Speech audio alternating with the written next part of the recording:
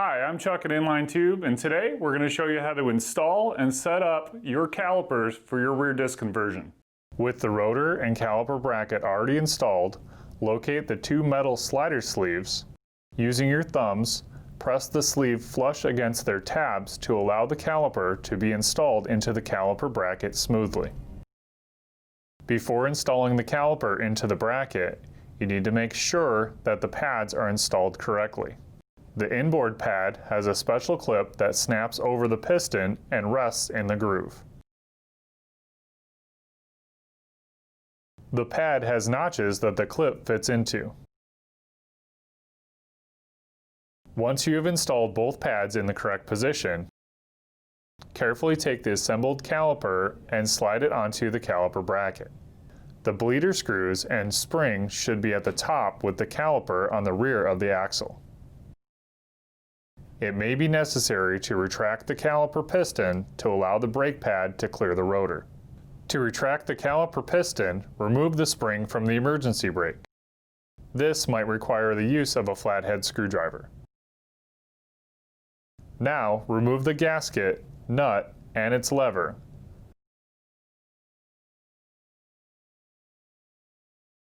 Be sure to note the position of the lever.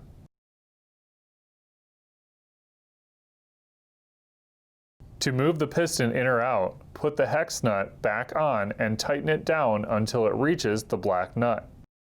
Now, tighten the silver nut and the piston will begin to retract.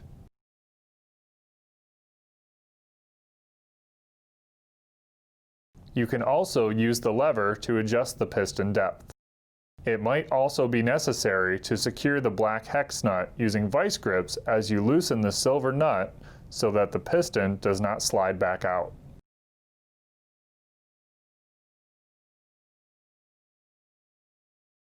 Now, reassemble the bracket, spring, and pads and reinstall the caliper on the rotor.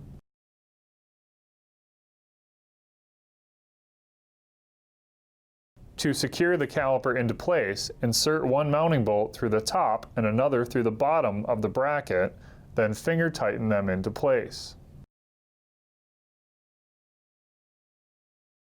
Do a test spin to ensure that the rotor is centered and tighten down the caliper using a ratchet.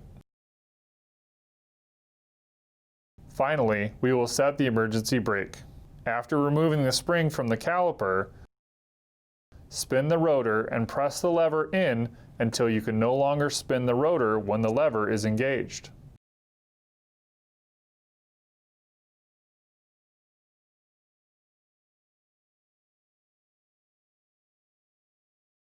Retract the lever to its stop on the caliper, then reinsert the spring. Finally, install the parking brake cable by inserting the spring finger through the bracket, pressing firmly until secure. You can now install the inner cable to the hook and your installation is complete. As an important reminder, when installing rear disc brakes with calipers that have an internal parking brake, you must adjust or set the calipers when installing. Failure to do so will prevent you from getting a firm pedal and you will have no rear brake function. Only do this adjustment with the caliper and rotor installed on the vehicle. You must set the parking brake every time you park to keep the calipers adjusted.